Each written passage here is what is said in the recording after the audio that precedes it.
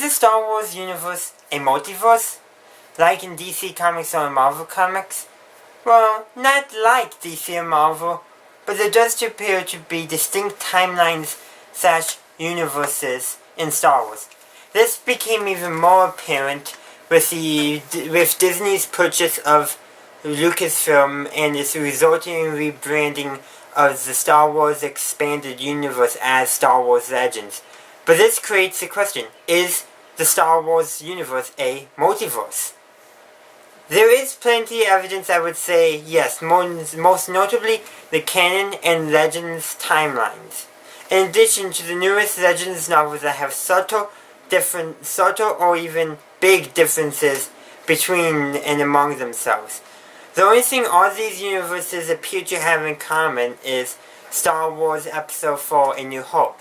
Some versions might be, the theatrical version, or might be the special edition version, or even some of George Lucas's earlier scripts. Now, it's hard to say for sure if this theory is valid, and some could just argue that this is a case where there's two realities, Legends and canon.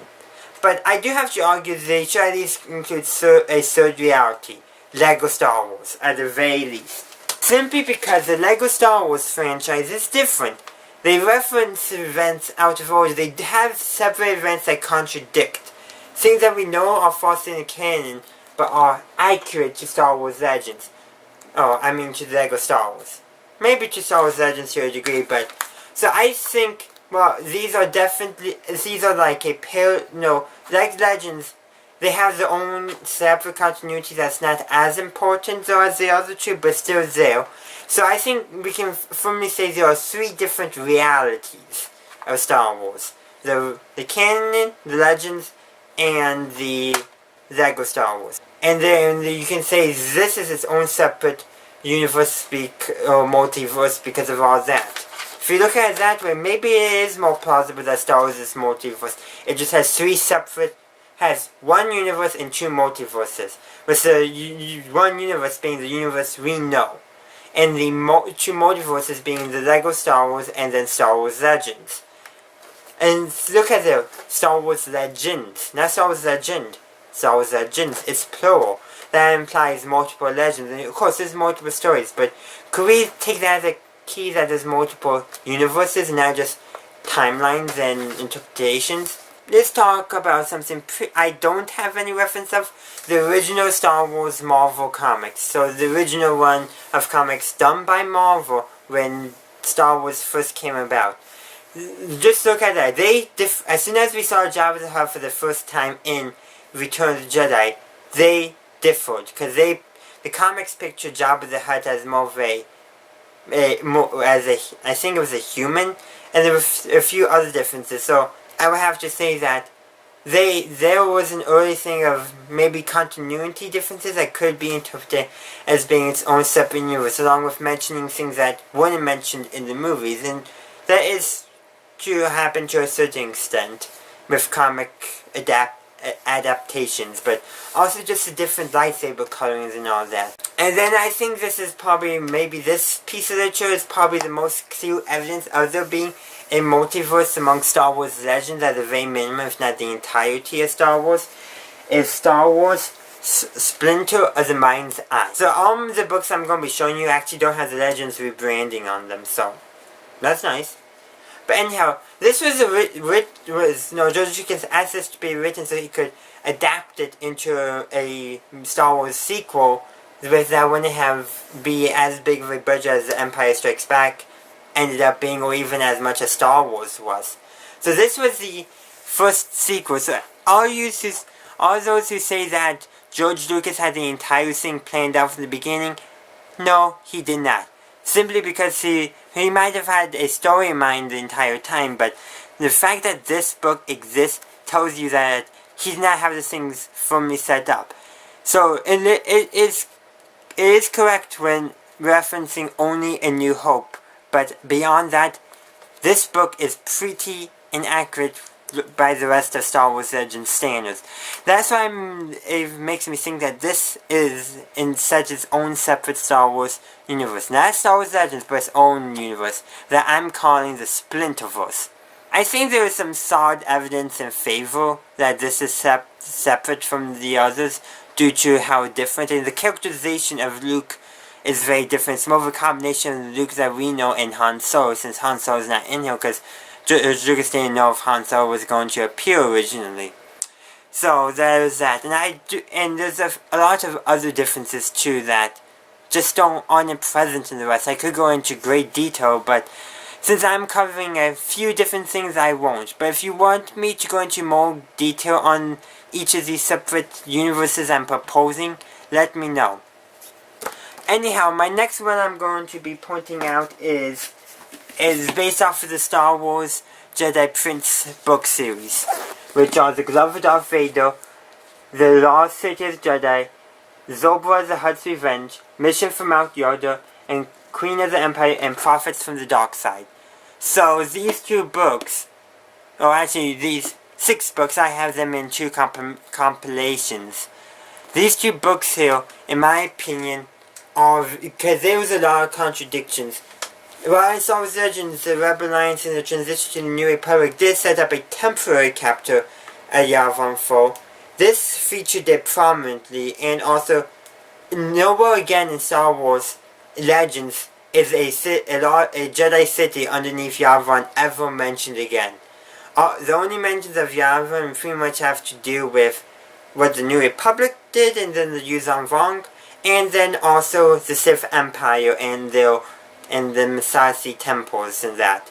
Really, there's no other reference of any Jedi city ever again.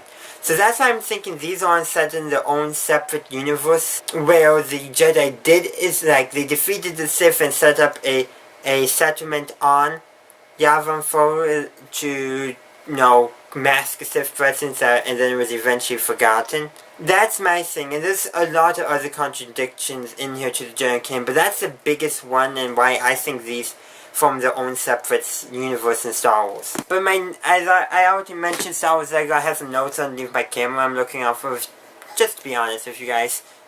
But since I already mentioned that early on, I'm not going to go in again, but I'm going to now talk about the Old Republic. Because there's something off about the Old Republic. And I'm not talking about stories, there's very good stories. The thing is that technology is like the same, just more rough. And yes, there's something to say, but in 4,000 years, you told me there's been none of the technological progression in the 1,000 years since the fall, hardly any.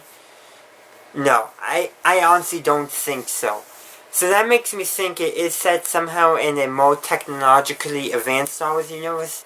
But it's hard to say because it's so distinct from the rest of Star Wars Legends. I don't even know if I could claim that it is or is not Star Wars Legends. So I'm going to leave that to be your judge. But it is definitely, and the fact that they're still making content for the Star Wars Old Republic game, even though Star Wars Legends is now no longer really being made content into, makes me think that it is somehow separate. But other than that, I would still say it's part of the main Star Wars Legends timeline. But next I'm going to be talking about the Star Wars Clone Wars micro-series that aired in Cartoon Network around 2003. Wrong disc. Yes, these are the correct discs. Better? Okay, so the reason is because initially when they created Star Wars The Clone Wars, they were going to focus on separate new characters because Anakin and Obi-Wan's adventures were already detailed in here. But they ended up changing, so that kind of made these in continuity limbo. They were canon, but they're no longer considered canon anymore, and I have to agree, they're not canon anymore. But there's some other things about them too. Not just the fact that, since we do know the general outline of how the Clone Wars series was going after when Disney bought Lucasfilm, and how there was probably going to be a 7th and an 8th season. and the 6 was released on Netflix, for those who don't know.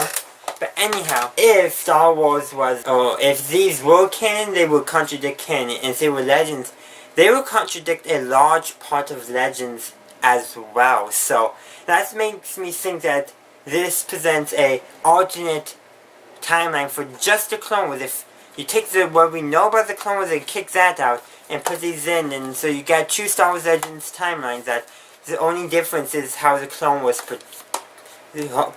occurred.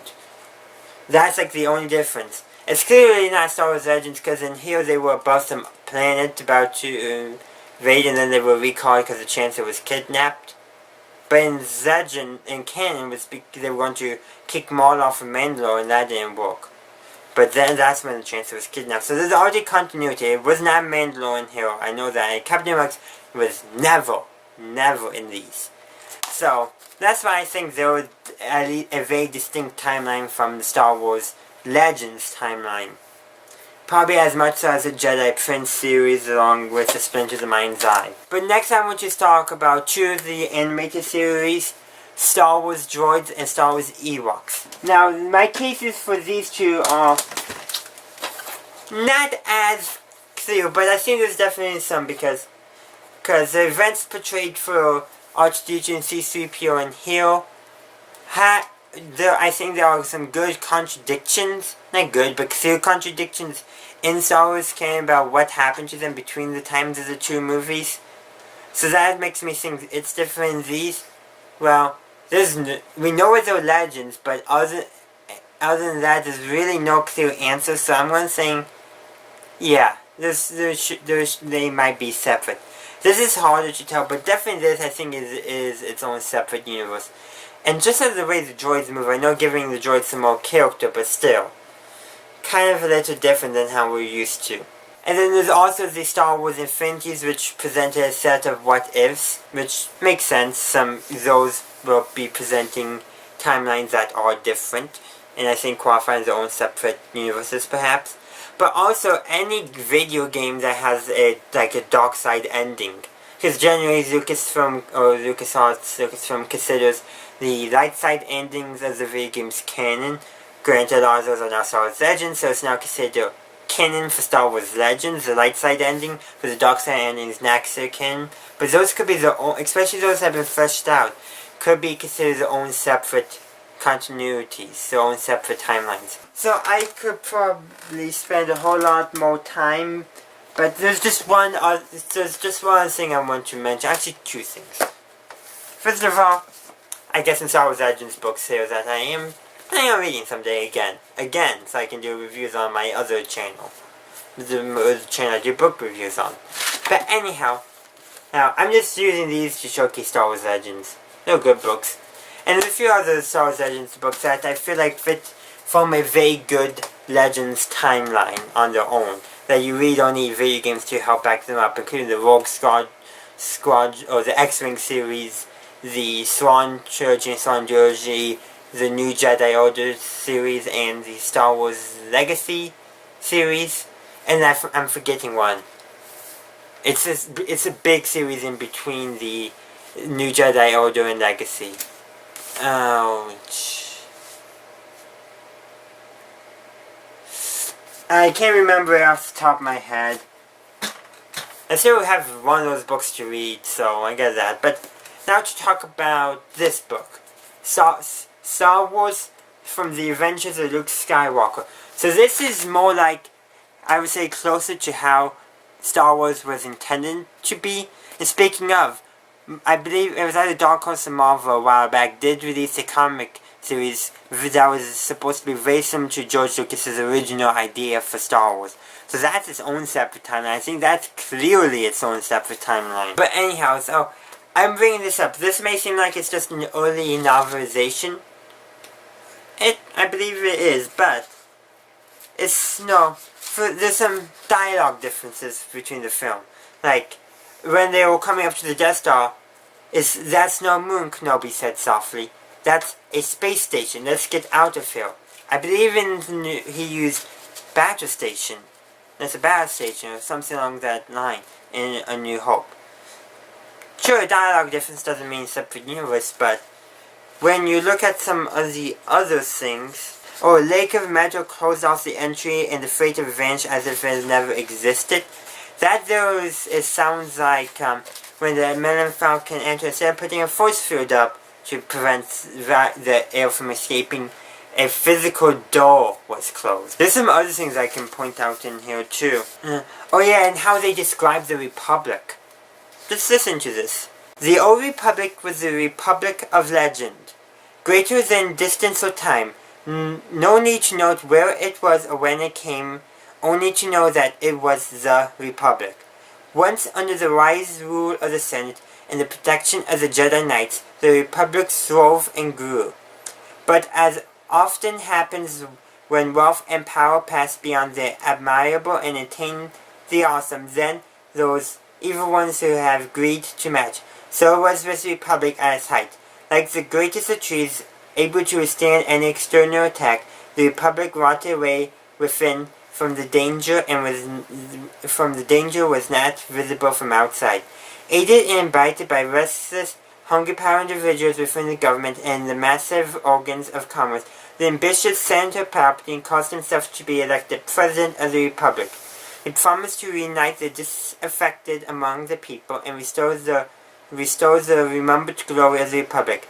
Once secure in the office, declared himself Emperor, shutting himself away from the populace. Soon he was controlled by the various assistants and bootleggers he had appointed to high office.